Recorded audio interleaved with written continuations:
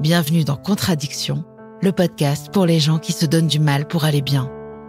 Ce podcast est soutenu par la mission interministérielle de lutte contre les drogues et les conduites addictives. La MILDECA anime et coordonne les actions du gouvernement en matière de lutte contre les toxicomanies. La Gestalt, c'est une thérapie que je trouve révolutionnaire pour les raisons que je t'ai dit tout à l'heure, l'engagement du thérapeute, la relation, le fait qu'on puisse travailler corporellement, que ce soit une méthode holistique qui prend en compte le corps et l'esprit, et on en entend assez rarement parler. La Gestalt thérapie, fondée par Fritz Perls, propose une approche inédite et puissante pour comprendre nos comportements en se concentrant sur l'expérience du moment présent. Basée sur la théorie du contact, cette méthode offre des outils essentiels pour explorer les blocages émotionnels et les schémas répétitifs, souvent à l'origine des comportements addictifs. La Gestalt permet d'identifier les zones de rupture, ces moments où le contact avec la réalité ou soi-même se brise, favorisant ainsi l'émergence de comportements compulsifs ou destructeurs. Notre invité, thérapeute spécialisé en Gestalt thérapie et addictologue, nous éclaire sur cette approche dans le cadre des addictions. D'abord formée en psychanalyse, Katia a découvert la Gestalt thérapie lors d'une formation et a été immédiatement convaincue par son pouvoir transformateur. Elle a d'ailleurs décidé de créer le podcast Profane afin de permettre aux non-initiés d'en apprendre plus sur eux-mêmes et j'ai pu le vérifier lors de mon passage devant son micro. Elle m'a confié avoir un faible pour les addicts, mais aussi que l'investissement que leur prise en charge nécessite ne lui permet pas d'en avoir plus de un ou deux à la fois. Oui, parce que la Gestalt, c'est ça, enfin celle de Katia Denard en tout cas, remplacer l'addiction au produit par un lien puissant avec le thérapeute. En gros, c'est du full-time job. Nous parlerons de santé mentale, de contraintes existentielles, de conscience plutôt que de jugement, de perfectionnisme, de ressources telles que la respiration, la conscience du moment présent, l'acceptation de soi pour n'en citer que quelques-unes. Et nous verrons comment il est possible de transformer l'anxiété sous-jacente aux comportements addictifs en énergie créatrice, mais surtout de rétablir un contact plus authentique avec soi-même et son environnement. Bonjour Katia. Bonjour Rose, j'aurais pas pu mieux le dire. Ah bah tant mieux, voilà, j'ai un peu bossé, mais je découvre. Est-ce que c'est les bons mots ? C'est tout à fait juste. Bon, de toute façon, on va en parler. J'imagine que tu le sais. Oui. On demande d'abord à nos invités quelle est leur définition de l'addiction. Alors, l'addiction pour moi, c'est une manière d'être au monde. C'est une manière de dire quelque chose d'une façon singulière, un peu destructrice bien sûr, malheureusement. Mais c'est une manière d'habiter le monde. Ce que j'imagine souvent, c'est l'addict en pleine tempête, en essayant de crier quelque chose et qu'il n'est pas entendu. Et évidemment, moi, c'est mon métier. Dans le cabinet du thérapeute, ce qui vient se passer, c'est qu'enfin, il trouve un écho. Il trouve, c'est vrai, la suspension du jugement, comme tu l'as dit tout à l'heure. Et puis, c'est toujours aussi une tentative, souvent vaine, d'apaiser la douleur d'exister. Parce que finalement, les produits addictifs ou ce qu'on sécrète quand on est addict à un comportement, c'est quand même une manière d'apaiser la douleur. Voilà. Mais c'est une manière de crier quelque chose au monde, d'être au monde. C'est pour ça que j'aime tellement les addicts, d'ailleurs. Ça me va, parce qu'avant d'être addict, j'ai commencé à écrire et à chanter pour ça, pour crier quelque chose au monde. Mais en fait, ça ne suffisait pas. Donc en fait, peut-être crier quelque chose au monde, c'est important, mais encore faut-il qu'on nous écoute. Oui. Et si on n'est pas entendu, dans cette douleur-là, dans ce cri-là, eh bien, on va aller chercher du soulagement ailleurs. Exactement, c'est tout à fait ça. Katia, tu as été formée à la psychanalyse. Oui. Et qu'est-ce qui t'a d'abord attirée vers la Gestalt thérapie ? Comment tu as entendu parler de ça ? Est-ce que tu avais toi-même eu des séances avec un Gestalt thérapeute ? Non, lors de ma formation, j'avais eu un petit module. Parfois, la Gestalt s'immisce dans les facs, parce que c'est quand même un disciple de Freud qui a créé ça. Et après, dans les années 70, il y a eu un énorme essor aux États-Unis, parce que comme il était en Europe pendant la guerre, il est parti, s'est exilé avec sa femme. Et puis après, aux États-Unis, il a eu énormément de succès. Lui et sa femme Laura, Fritz Perls, dont tu as parlé tout à l'heure, et okay. Laura Perls ont créé la première école de Gestalt vers Palo Alto. Okay. Là où il y a eu tous ces mouvements de psychothérapie qui découlaient de la psychanalyse. Et moi, alors, je vais peut-être te décevoir, mais jamais. J'ai une pote qui allait se former à la Gestalt Et moi, j'avais fini mes formations, j'allais m'installer en tant que psychanalyste, ce que j'ai fait. Et elle me dit, mais tu devrais parfaire ta formation. Je dis, ouais, je sais pas. Mais j'étais vraiment... Je me grattais les os des genoux comme ça. Je dis, je sais pas trop, tu vois. Et puis, elle m'a dit, mais déjà, le bus est direct. Ah, je dis, ah. Et puis, elle m'a dit, on commence par un stage. C'était un truc qui pourrait paraître un peu hippie, tu vois, mais on commence par un stage dans les montagnes. Et moi, j'imagine un truc où on va tous se foutre à poil parce que, en fait, je voyais les Gestalt thérapeutes qui étaient en formation dans la même école que moi, dans un grand complexe qui s'appelle le Hameau de l'Étoile, qui est vers Montpellier. Et eux, souvent, ils se foutaient à poil au milieu de enfin, pas au milieu de la piscine, mais au bord de la piscine et tout. Et je me disais, mais c'était il y a 25 ans, je te parle de ça. Ok. Et je me disais, waouh, mais non, mais jamais je mangerais de ce pain-là, mais qu'est-ce que c'est que ça? Puis en psychanalyse, on se tient, tu vois, il y a quelque chose de tenu. Et donc, je l'ai regardé un peu de haut, comme ça, je les chippais. Et puis, elle, quand elle m'a dit, je vais me former, je sais pas, j'ai quand même eu ça m'a tiré, quoi, de l'intérieur. Je me suis dit, j'irais bien voir ça de plus près, quand même. Bon, évidemment, je m'étais lourdement trompée. La Gestalt-thérapie, c'est quelque chose de très complexe. La théorie tient en pas grand-chose. Ok. Si tu veux. Et par contre, la pratique, c'est une vie. J'aurais même pas assez d'une vie pour maîtriser ça, tellement c'est complexe. Okay. Tellement c'est de la phénoménologie. Je ne sais pas si tu es familière avec ça. On fait avec ce qui est. C'est-à-dire qu'il se passe quelque chose là entre toi et moi, et on va faire avec ce qui est, avec ce qui émerge. C'est-à-dire que ce que je suis en train de te dire là va générer une question chez toi. Et on va se répondre de cette manière-là. Donc, t'imagines que ça peut donner en séance, c'est-à-dire qu'on va tricoter une créature là qui circule entre nous, avec aussi des exercices physiques. Je m'en sers de temps en temps, pas souvent, mais je m'en sers avec parcimonie. Et on va fabriquer une créature qui va émerger, qui est le fruit de ce qui se passe entre nous. Et puis voilà, on va voir ce qui arrive, quoi. Mais c'est plus complexe que ce que je suis en train de te dire là. Donc, il y a une troisième personne qui se forme. C'est la relation. Ah. Donc, ok, la relation, c'est une tierce entité. Oui, on pourrait dire ça comme ça, ouais. D'accord. Alors, donc, c'était grâce au bus direct. Je retiendrai ça. Je t'avais dit que tu serais déçue. Non, je ne suis pas déçue parce que j'aurais fait exactement la même chose. Je pense que j'ai dû faire pas mal de choses parce que c'était direct. Pourquoi on s'emmerde la vie? Et est-ce que le fait de se former à la Gestalt, toi, tu as appris et guéri est-ce que en te formant, ça a nourri des choses en toi et guéri des choses? Oui. Déjà, en formation, ça m'a permis de m'exprimer. Parce que moi, je faisais souvent le même rêve, c'est que je parlais, mais il ne sortait pas de son, tu vois. Ou alors, j'essayais de hurler et rien ne sortait. Je connais. Et bon, alors, tu vois de quoi je veux parler. Je connais pas ça, c'est les gens qui doivent s'exprimer, quoi, tu vois. Et en Gestalt, en tout cas pendant ma formation et même les années qu'on suivit et même dans mon cabinet, purée, j'avais, pour la première fois de mon existence, alors que j'avais fait beaucoup de psychanalyse avant, j'avais vraiment la sensation d'être écoutée. Une écoute active, tu vois, et engagée, quoi. Ma thérapeute, enfin les thérapeutes même qui étaient là en formation, réagissaient avec leur tripes. Enfin, vraiment, il y a un engagement très fort en Gestalt, je trouve. Du thérapeute, aussi bien que du patient. On demande un engagement à son patient. Ok.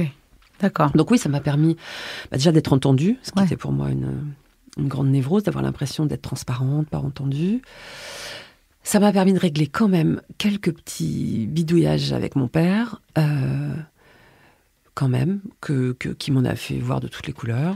Oui, parce que donc j'ai pas dit dans l'introduction, parce que tu as écrit donc un livre sur ton papa, et c'est les mots que tu voulais lui écrire. Et donc ton papa, c'est un mercenaire très célèbre qui s'appelle Bob Denard. Oui.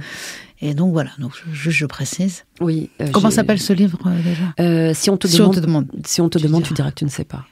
Bah oui, c'est comme j'arrivais pas à lui parler sans m'énerver. Je précise, parce que j'arrivais très bien, on s'engueulait, j'ai déjà claqué la porte un soir de Noël, enfin, tu vois, les trucs famille normale, quoi. Ouais. Mais comme j'arrivais pas à lui parler, je lui ai écrit. Sauf qu'il est mort entre-temps. Il est mort avant que je sorte le livre. Et du coup... Donc avant il a rien pu lire? Non, rien du tout. Mais tu sais quoi, maintenant, avec le recul, ça fait longtemps qu'il est mort, je crois que, mine de rien, je sais pas si ça aurait eu beaucoup d'impact. Parce que quand je réfléchis bien, il avait tout, si tu veux. S'il avait décidé de m'écouter, je pense qu'il m'aurait écouté.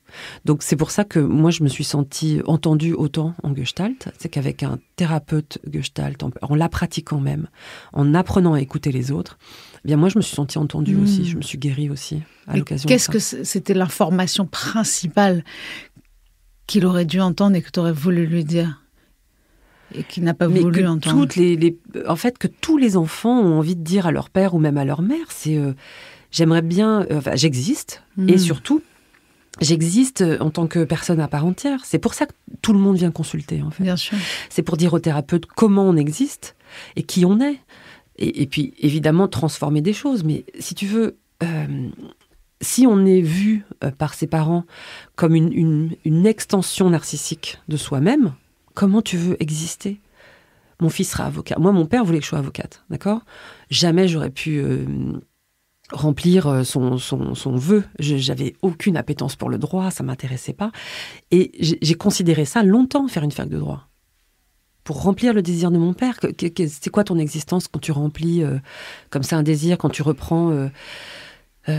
tu vois, je dis souvent à certains patients, quand ils arrivent avec une particule dans leur nom, je dis, déjà, vous avez une pathologie. Eh oui. Tu vois, ils sont héritiers déjà de quelque chose. On est tous héritiers, on a tous une pathologie. Bien sûr, mais avoir le sang bleu, c'est une pathologie. Bien sûr. Tu vois ? Bah oui, tout à fait. Mais est-ce que ce genre d'enfance et de, on va dire, de pathologie, comme tu viens de dire, parce qu'en plus, c'est la fille d'eux aussi, puisqu'il est connu. Oui. Est-ce que ça crée justement des troubles addictifs chez toi ?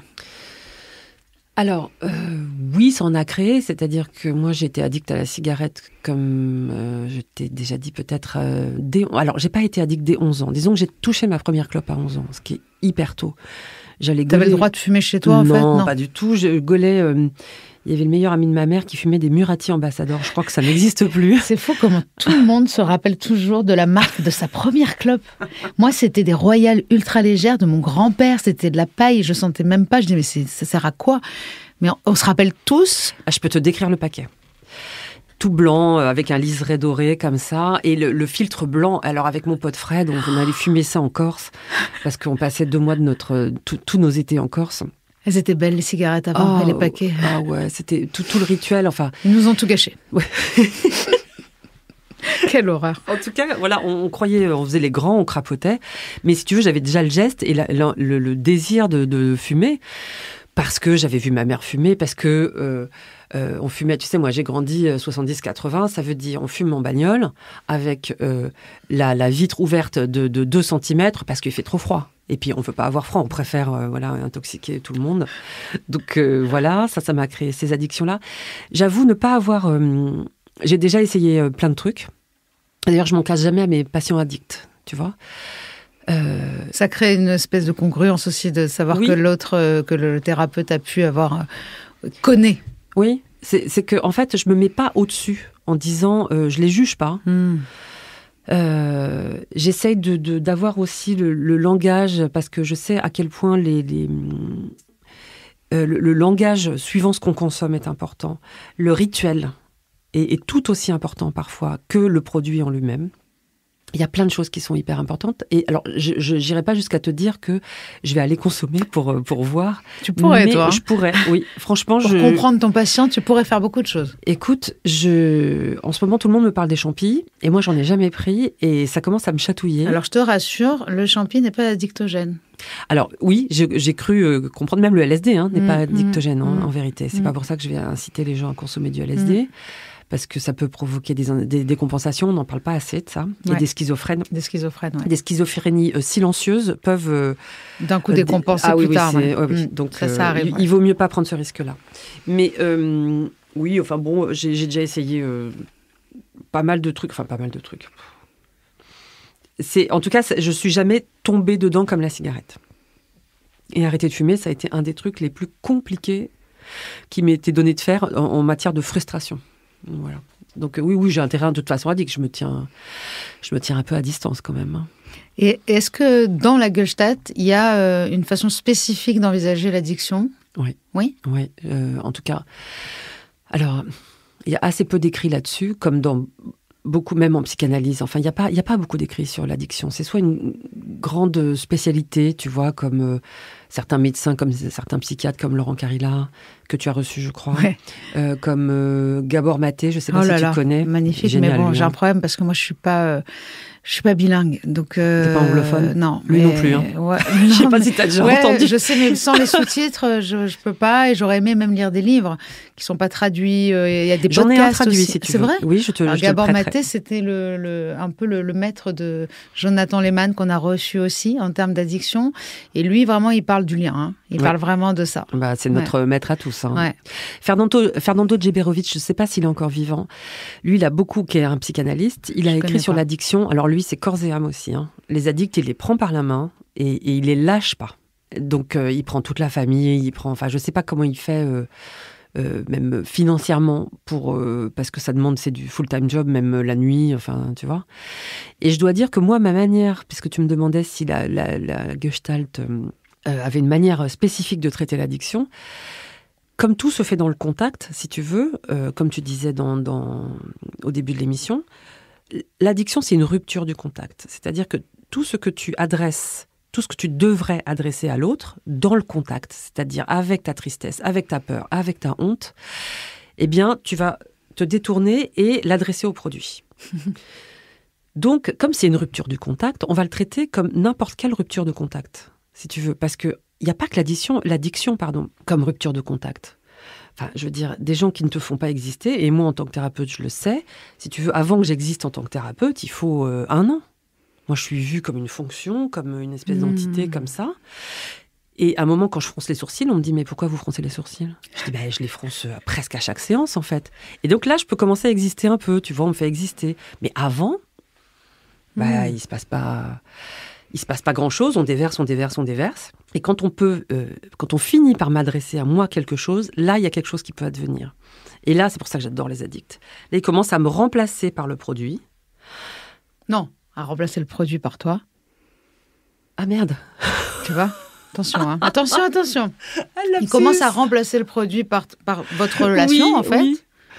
Et du coup, si tu veux, ce sont des demandes presque insatiable. Je dis bien presque, c'est hyper important. Peut-être que tu n'as pas tort dans le sens où parfois, quand ils vont reconsommer, peut-être qu'il y a aussi un moment où ils te remplacent par le produit. Ça veut dire qu'ils n'ont pas accès à toi et quelque part, du coup, c'est un peu dangereux, ce lien inconditionnel. C'est-à-dire qu'en fait, c'est toi la drogue. Tu deviens la drogue dure de ce patient. Oui. Si tu n'es pas disponible ou s'ils n'ont pas envie de t'appeler ou s'ils ont peur ou s'ils n'ont pas le temps, c'est direction produit. Oui, mais si tu veux, moi, les rechutes, je les préviens que ça va arriver. Moi, une rechute, c'est pas un échec. Jamais. C'est comme... J'ai des patients hyper fusionnels. J'ai hâte qu'ils entrent en fusion avec moi. Oui, parce que à la base, ils ont une fusion avec leurs produits. Mais tu vois, j'ai des patients fusionnels, même à rien du tout. Des patients fusionnels qui sont dans la dépendance affective, on va dire. Ou juste, dès qu'ils rencontrent quelqu'un, c'est la fusion totale. Eh bien, tant que cette fusion n'a pas lieu entre nous, on n'y est pas encore. On n'y est pas encore. Ça commence, si tu veux, mais on n'y est pas encore. Mais est-ce qu'il y a une histoire d'amour, quand même ? Mais bien, oui. Il faut s'aimer, c'est-à-dire il faut que tu l'aimes et qu'il t'aime. Il faut qu'il se passe des choses entre nous. Je ne sais pas si c'est même que de la haine. Ouais. C'est pour ça que je dis pas oui à l'amour tout de suite quand tu me demandes ça. La haine, c'est une forme d'amour. Déjà. Et puis, il faut qu'il se passe des choses. Il faut pas qu'il se passe rien, tu vois. Déjà, il faut qu'il me demande des trucs. Même l'impossible, c'est pas grave. C'est pour ça que quand on a enregistré ton podcast, parce que vous l'entendrez aussi, si ce n'est pas déjà fait, le podcast Profane, dans lequel j'ai été interviewée par Katia, tu m'as demandé un petit peu si j'avais des choses à demander à mon thérapeute. Et bon, donc, si je n'ai rien à lui demander, c'est que s'il se passe rien, en fait. J'irai pas jusque-là, parce que, comme je te disais, implicitement, tu lui demandes des choses. Quand tu déposes ta parole chez lui, tu attends de l'aide aussi, du soutien, une compréhension peut-être... Compréhension. En fait, j'attends aussi une validation, aussi, parfois. Oui, tout ça, c'est normal d'attendre tout ça de son thérapeute. Mais une demande... Moi, j'aime bien la demande un peu plus explicite. Voilà. Oui, je comprends. Je comprends. Et d'ailleurs, tout à l'heure, tu disais qu'on avait tous des pathologies qui nécessitaient d'aller consulter. Mais en fait, j'ai vu sur ton Instagram, tu fais pas mal de vidéos et de citations, justement, importantes par rapport à la Gestalt. Il y a cette histoire des 5 contraintes existentielles qui poussent à consulter. Oui. Je trouvais ça ultra intéressant. Et d'ailleurs, en les découvrant, j'ai immédiatement vu le lien entre ces contraintes et l'addiction. Ah, trop bien. Ouais, parce que vraiment, la responsabilité... tu vas nous les dire. Quelles sont ces 5 ? J'en oublie toujours une, je te préviens. Il paraît que celle qu'on oublie, c'est la plus importante, comme les 5 blessures de Louise Bourbeau. Moi, j'oublie tout le temps celle d'humiliation. Est-ce que ça veut dire que j'ai été humiliée ? Va savoir. Va savoir. Alors, c'est la contrainte de solitude, la contrainte de perfection, la contrainte de responsabilité, la contrainte de finitude et la quête de sens. Ok. Donc, toutes ces contraintes-là poussent... En fait, c'est ça qu'en général, même si on ne le sait pas, on va consulter. C'est parce pour une de ces grandes raisons-là. C'est vraiment des contraintes existentielles. Voilà, d'accord. Qu'est-ce que c'est par exemple la contrainte de responsabilité ? Alors, ça, on le travaille beaucoup en Gestalt. C'est que il va nous arriver plein de trucs. Et on ne regarde jamais ça sous l'angle de la responsabilité. C'est-à-dire que... c'est à manier, vraiment, c'est de la nitroglycérine.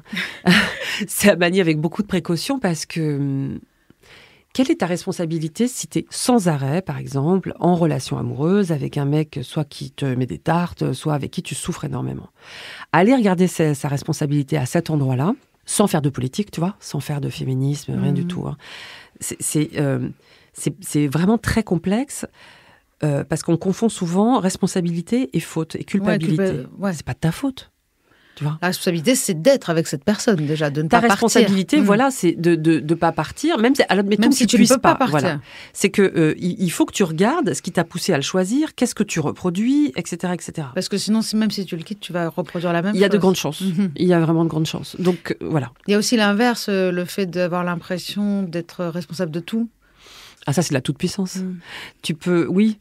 Mais tu vois, ça, on va rarement consulter pour ça, quand on est tout-puissant. Il y a des gens, je veux dire, des gens qui ont l'impression que toute la misère du monde, ils la portent sur leur dos. Ah oui, tu vois, la culpabilité, oui. Et tu parles d'accepter que le suffisamment bien est parfois la meilleure voie. Alors ça, j'adore. Hein, c'est quand même très important. On veut toujours que ce soit exceptionnel.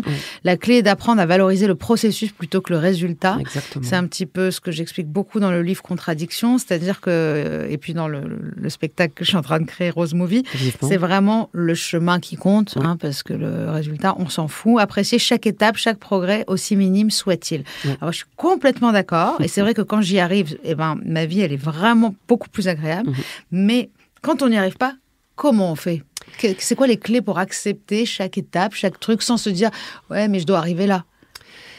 Écoute, là, ici, on parle des addictions. Donc, si le but, c'est d'arrêter, c'est-à-dire 0 consommation, quand tu n'y arrives pas, si tu vas décevoir ton entourage, tu vas faire de la peine à tes parents, enfin voilà.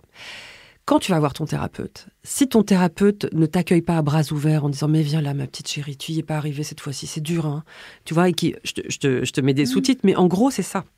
S'il vient pas, comment, ça fait un peu Jean-Claude Van Damme, embrace, tu vois, t'étreindre à l'endroit où tu souffres, alors ça ne sert à rien. Il faut que cette étreinte-là arrive pile à l'endroit où tu souffres.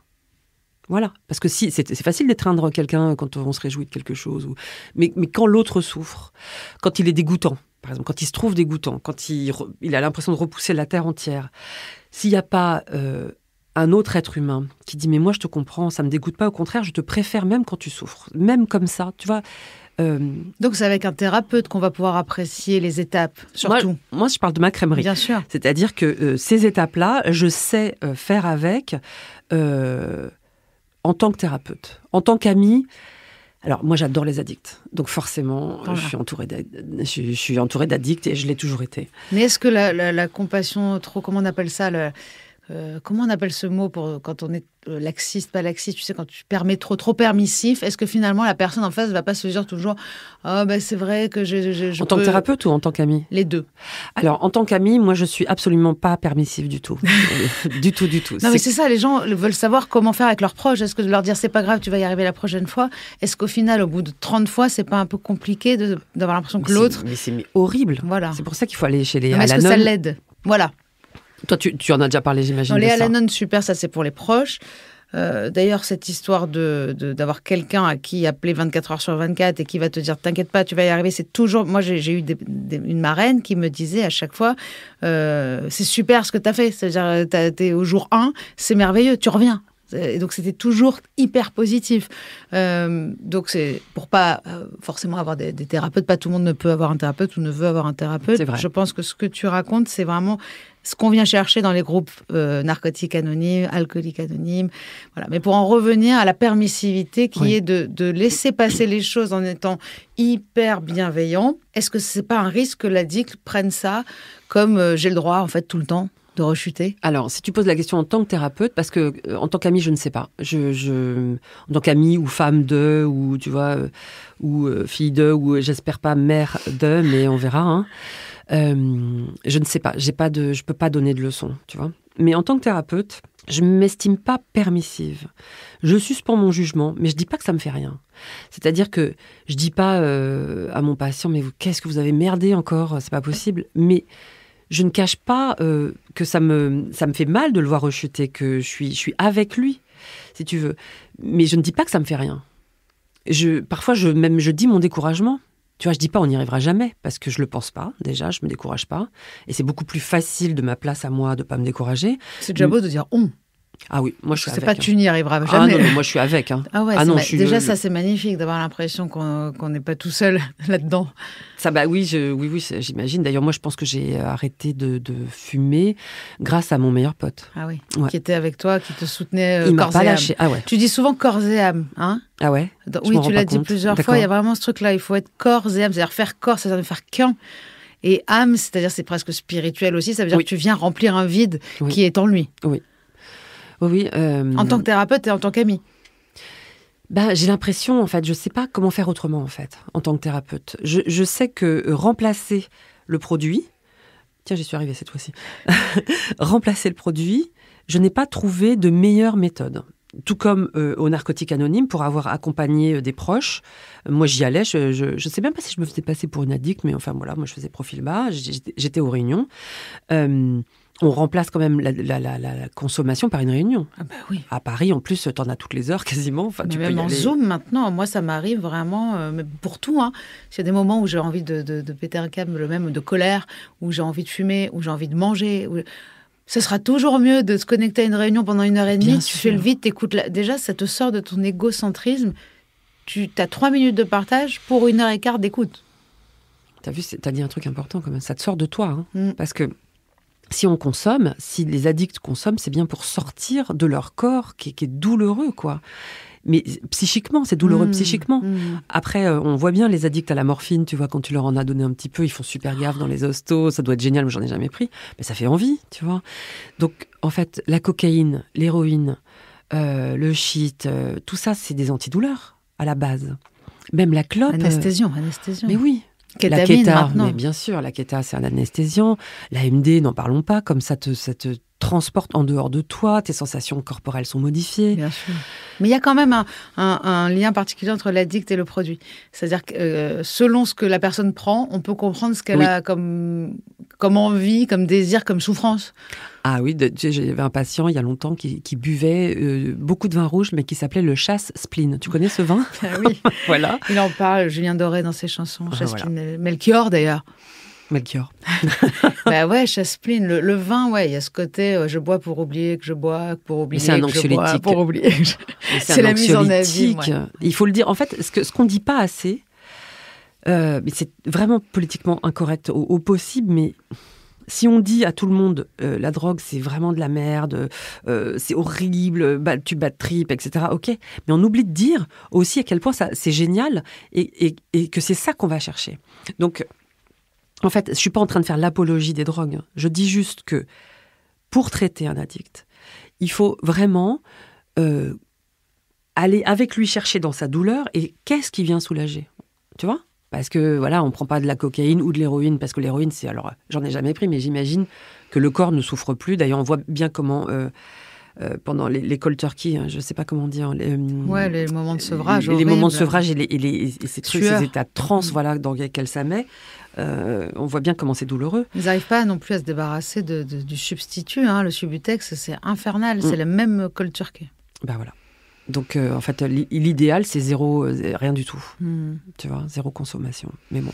Et c'est vrai que pour les gens les addicts à l'héroïne, c'est souvent vraiment de plus ressentir aucune douleur, alors que la cocaïne, c'est essayer de ressentir énormément de choses un peu plus fort. L'intensité. Ouais. Donc, moi, j'avais ce truc-là, vraiment. Toi, tu voulais de l'intensité ? Moi, ce que je disais à mon thérapeute, c'était moi, j'ai jamais rien voulu anesthésier, aucun rapport, c'est pas moi, je comprends pas pourquoi tout le monde dit ça.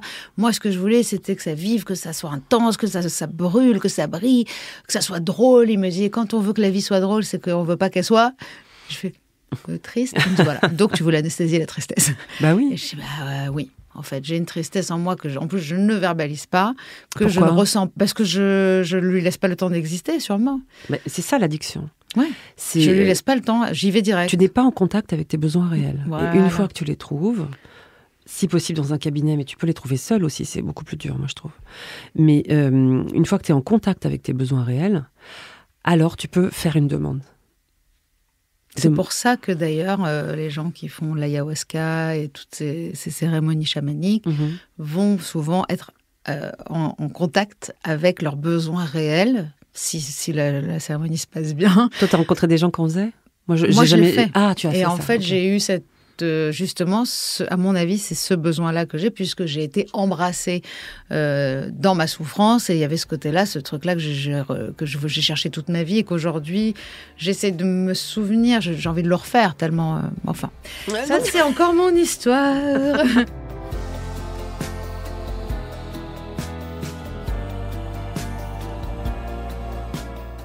Quelles sont les ressources dont dispose le patient ? Vous faites des choses pendant les séances et tu leur donnes des clés, des ressources, dont la respiration en premier.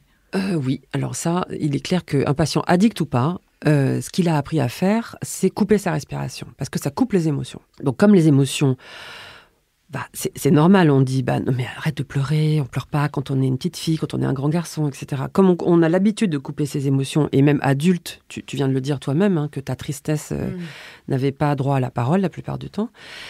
Respirer, c'est déjà, tu vois, avoir un peu plus accès à ses émotions. Quand j'ai un patient au bord des larmes, il suffit que je lui dise « n'oubliez pas de respirer », ça sort quasiment 9 fois sur 10, ce qui est normal. Donc, ta question, c'était, est-ce que j'ai les ressources. Parce qu'en plus, là, tu parles de cette espèce de blocage d'inspiration, mais j'ai lu aussi dans tes écrits que l'anxiété, elle est décrite par le père fondateur de la Gestalt. Elle est décrite comme une excitation sans respiration. Exactement. Et par rapport à l'addiction, en fait, toutes les ressources sont chez le patient. Moi, j'ai mon esprit et mon corps à disposition, mais je n'ai aucune clé. Sinon, je ferais du développement personnel, je serais coach, en fait. Je dirais, faites ci, faites ça, tu vois, ou du comportementalisme. Or, ça marche assez rarement avec les addicts. Non, toutes les ressources sont chez mon patient. Donc, à force de l'écouter, avec cette écoute un peu particulière, où, comme tu disais tout à l'heure, ça dépend ce qu'il consomme. On sait bien que la 3M... c'est des demandes d'amour, c'est le chemsex, toutes ces addictions-là sont des demandes d'amour, mais insatiables. Puissance 1000. Ah, mais insatiables. La 3MMC, c'est ça la nouvelle drogue de l'amour. Ouais. Très dangereuse. Alors là, vraiment, c'est... très addictive, très dangereuse. Très addictive, en plus on se l'injecte. Ils font des G-Hall, on avait revu ça. C'est beaucoup tu connais. De gens qui alors, il y a le Viagra par-dessus, la cocaïne. En général, il y a beaucoup d'arrêts cardiaques. Ils n'ont pas le droit de boire, apparemment, il y a quand même un règlement autour de l'alcool. Oui. Mais alors, quand on prend du Viagra, on sait comment le palpitant, il prend cher. La coke, on le sait aussi. Plus la 3M. C'est le truc pour faire un arrêt cardiaque après 40 piges, quoi. Donc, c'est vraiment redoutable. Donc, toutes mes ressources sont chez mon patient ou ma patiente. C'est que, je ne sais pas si tu connais l'exercice de la chaise vide. Non. Tu n'as jamais entendu parler de ça? C'est que la chaise vide... Le hot seat, on l'appelle le hot seat en anglais, c'est que tu vas... c'est Fritz Perls, c'est en Gestalt que ça a été créé. On va mettre une chaise vide dans le cabinet et on va pouvoir s'adresser à cette chaise vide. Alors, tu peux t'adresser à ton addiction. tu vois, si je me dis, elle est là, qu'est-ce que tu aimerais lui dire ? C'est pas obligé que ça sorte tout de suite, mais au moins ça te sort un peu de toi. Et tu peux commencer à adresser quelque chose à un comportement que tu fais ou à une partie de toi. Parce qu'un addict, c'est pas que un addict. Hein. C'est souvent un père de famille, le fils de quelqu'un, le meilleur pote de quelqu'un d'autre, etc. Donc il n'est pas que ça. Donc si moi je le définis que par rapport à ça, c'est louper toute une partie hyper importante de lui. Mais si je lui dis, mais adressons-nous même à cette partie-là de vous, mais il peut sortir des choses extraordinaires. Donc là, c'est lui qui a tout à l'intérieur de lui, si tu veux. Oui, c'est ça. Les ressources, elles sont chez le patient. Donc la respiration comme outil thérapeutique. Oui. Il y a aussi des exercices que vous faites pour développer la conscience de soi et la présence, le pouvoir du moment présent. Est-ce que on est un peu branché Eckhart Tolle, donc le livre Le pouvoir du moment présent qui a révolutionné, je ne sais pas, tout le monde. Est-ce que c'est ça ? Parce que tout le monde a l'impression que c'est du New Age. Alors, c'est pas du tout ça. Le moment présent, c'est pas... En fait, Eckhart Tolle, ce qu'il dit, lui, c'est que quand on arrive... Enfin, c'est de la méditation, c'est quand on arrive à se rendre compte du pouvoir du moment présent, c'est-à-dire le passé, le futur n'existe pas, alors on est obligé d'être heureux. Seulement, on n'y arrive pas toujours. Moi, je serais tentée de dire jamais. J'ai lu ce bouquin comme tout le monde, mais je n'y arrive pas. On est vraiment nombreux à ne pas y arriver. Je ne sais même pas ce qu'il faudrait pour qu'on y arrive, très honnêtement. Moi, ça va me gratter, tu vois, je vais être là comme ça, je vais essayer de respirer, tiens, ça me gratte. Tiens, si je mangeais un truc. Tu vois, il y a plein de trucs qui me passent par la tête. Et je ne peux pas m'empêcher de penser à ce qui s'est passé avant, qui m'a énervée parce que le vélo, il est passé au rouge comme d'habitude et que je n'ai pas hurlé cette fois-ci et que demain, il me reste un truc à faire, etc. Donc en fait, moi, ce dont je me sers pour le moment présent, ce qui m'intéresse, c'est ce qui se passe à l'intérieur d'une séance.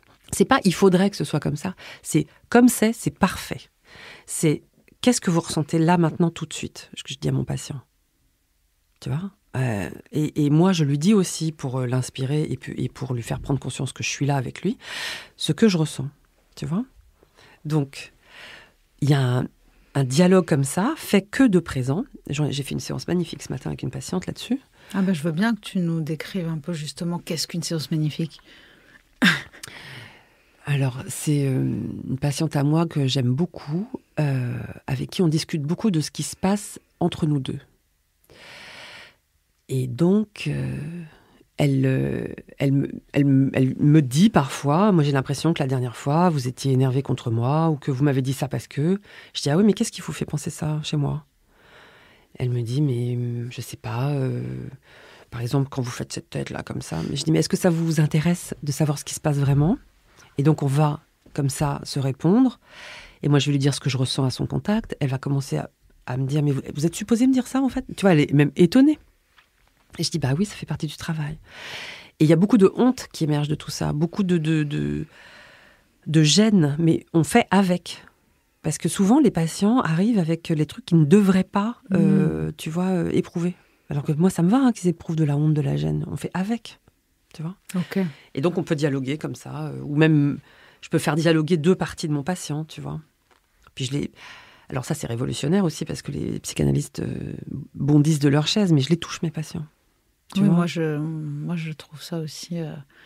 J'aime beaucoup quand mon thérapeute me hug en arrivant et en partant, déjà. Bien sûr, pourquoi pas, tu vois. Enfin, pour moi, tout est possible, plus que de rester allongé sur un divan pendant 25 ans.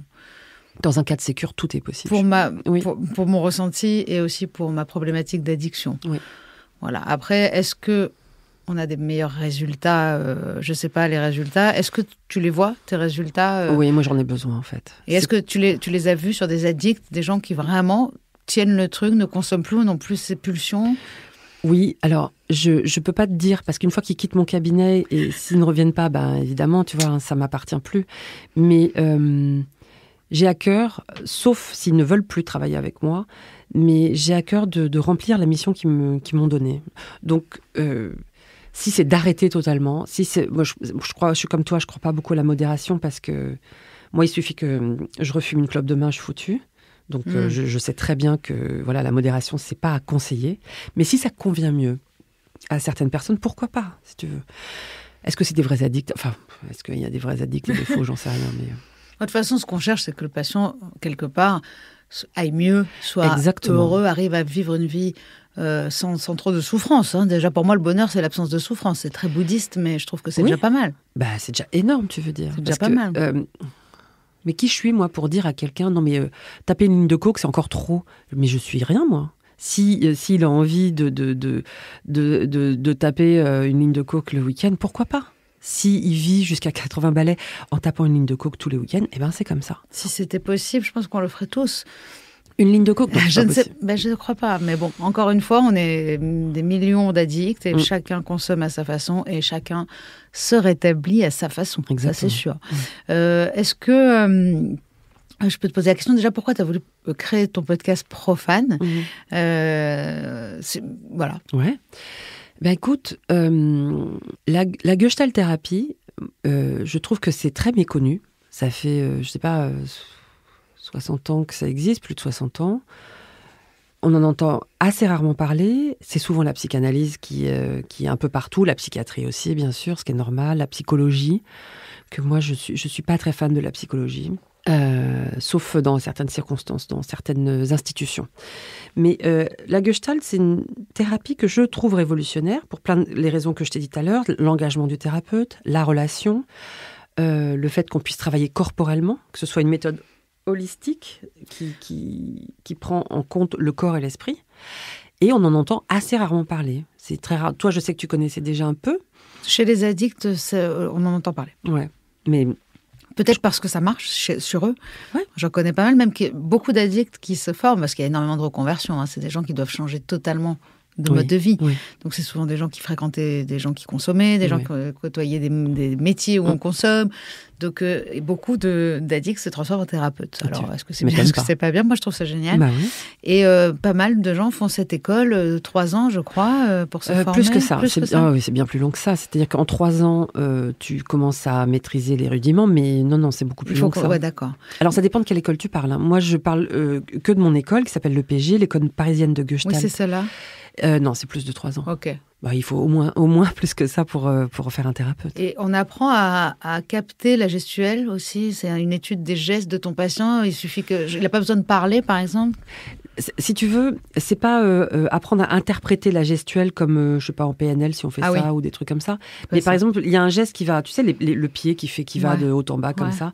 On va amplifier ce mouvement pour voir, mais qu'est-ce que ton pied est en train de me dire là, tu vois ? Et vas-y, amplifie ce mouvement-là. Et en général, il sort quelque chose. Ça peut sortir en mots. Tu vois, l'agitation du corps ou un mouvement du corps, on essaye de l'interpréter. C'est-à-dire qu'on prend vraiment le patient dans sa globalité. Exactement.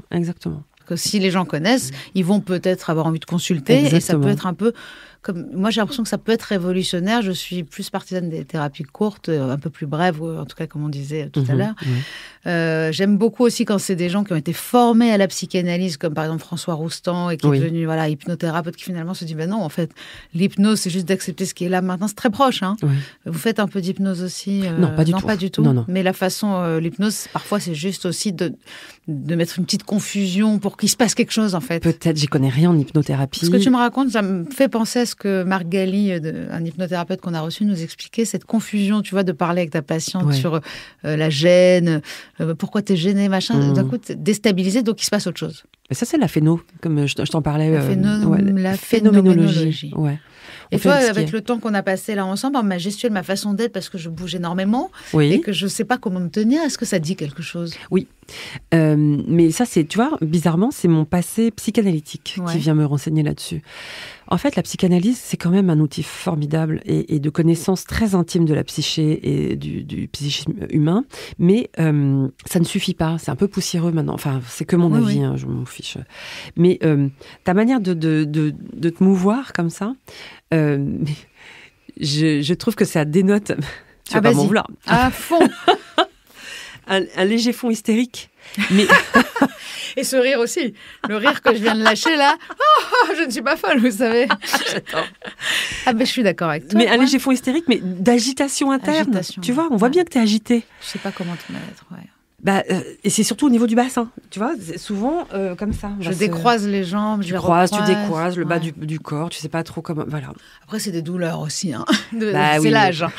Je cherche. Non, mais tu as raison, il y a une agitation continue. Je fais partie des intranquilles. Des intranquilles de Sagan. Écoute, moi, je trouve ça tellement intéressant, tout ce qu'on s'est dit. Ça fait longtemps qu'on n'a pas reçu un thérapeute vraiment qui va vers la solution et qui va donner envie, je trouve, de consulter et de comprendre ce que c'est. Si quelqu'un vient te demander de l'aide là pour lui ou pour un proche, qu'est-ce que c'est la première chose que tu lui dirais? Ou quel conseil, le premier Déjà, je réponds à tout le monde. Ouais. Ce qui n'est pas évident, tu vois. Il y a des thérapeutes surchargés. Je ne suis pas sûre, mais on verra. Déjà, je réponds à tout le monde et quand j'ai pas de place, moi, je redirige. Je ne laisse jamais quelqu'un en perdition. Enfin, tu vois, je parlais de tempête. Imagine un radeau, quelqu'un en train de gueuler. Qui ne tendrait pas la main à quelqu'un en train de gueuler sur un radeau en pleine mer? C'est impossible. Donc moi, je fais pas ce métier. Déjà, je croyais que je serais plus riche que ça en faisant ce métier. Donc du coup, je le fais pas pour les thunes. Je le fais pour payer mon loyer, pour bouffer, pour partir en vacances, si tu veux. Mais je fais pas ce métier pour être riche. Je préférerais évidemment l'être, si tu veux. Je préférerais gagner plein de pépettes, tu vois, être bien. Mais j'aurais peut-être peur que si ça arrivait, je suis en train de prendre conscience de ça en même temps que je te parle. Je me demande, en ayant moins faim, si ce serait... si je perdrais pas de vue quand même la mission que je me suis donnée, tu vois. Parce que quand t'as plus faim, tu vois, si tu prends... Il y a plein de psychanalystes, j'en ai un en tête là, qui prend 150 balles les 20 minutes. Si moi je prenais 150 balles les 20 minutes, je pourrais aller où je veux, quand je veux, je pourrais faire ce que je veux. Mais est-ce que je perdrais pas de vue l'essence même de mon métier? Mais peut-être quand j'aurai 80 balais, si Dieu me prête vie... C'est joli, Dieu me prête vie. Peut-être que je prendrais 150 balles. Bon, d'ici là, ça fera 200. Mais déjà, si tu voulais être riche, tu ne ferais pas un podcast, déjà. Oui, alors, j'allais le dire tout à l'heure. Je suis comme toi, c'est-à-dire je ne fais rien pour l'argent. Mais alors vraiment rien, c'est même pas un travail, moi, le podcast ou même les livres, c'est très compliqué, les disques, c'est très compliqué. Mais vraiment, je suis comme toi, je réponds à tout le monde parce que je ressens exactement ce truc-là de la personne sur un radeau. Je peux pas ne pas y aller. Après, souvent, je m'embourbe, mais parce que je suis pas thérapeute en plus, tu vois. Mais maintenant que tu viens de me raconter tout ce que tu m'as raconté, j'ai l'impression de l'être un petit peu parce que mon investissement et le lien que je crée avec les gens qui sont trop fiers de me dire « ça fait 3 mois que j'ai pas bu », je sens qu'ils veulent me rendre fière. Bien sûr, ils veulent te rendre compte aussi de quelque chose. Ils veulent que je les voie. Et tu es leur témoin. Ouais, je suis leur témoin. Bien sûr que c'est thérapeutique. Donc c'est important ce que je fais finalement. Ah, mais bien sûr, c'est très très très important, mais tu le sais. Ce qu'on fait. Ensemble. Merci beaucoup, Katia Denard, de nous avoir parlé de ta passion, de cette thérapie révolutionnaire qu'on appelle la Gestalt thérapie. Merci Rose. À très bientôt. À bientôt.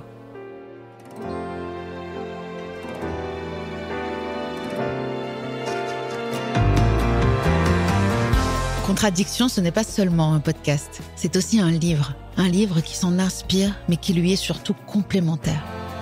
Alors vous y trouverez des réflexions autour de la dépendance, de ce que j'ai appris, des solutions que j'ai trouvées. Contradiction, le livre, est disponible à peu près partout aux éditions Erol. Rendez-vous dans 15 jours sur toutes les plateformes d'écoute pour un nouvel épisode. Et en attendant, retrouvez-nous sur les réseaux sociaux de Rose et de Contradiction.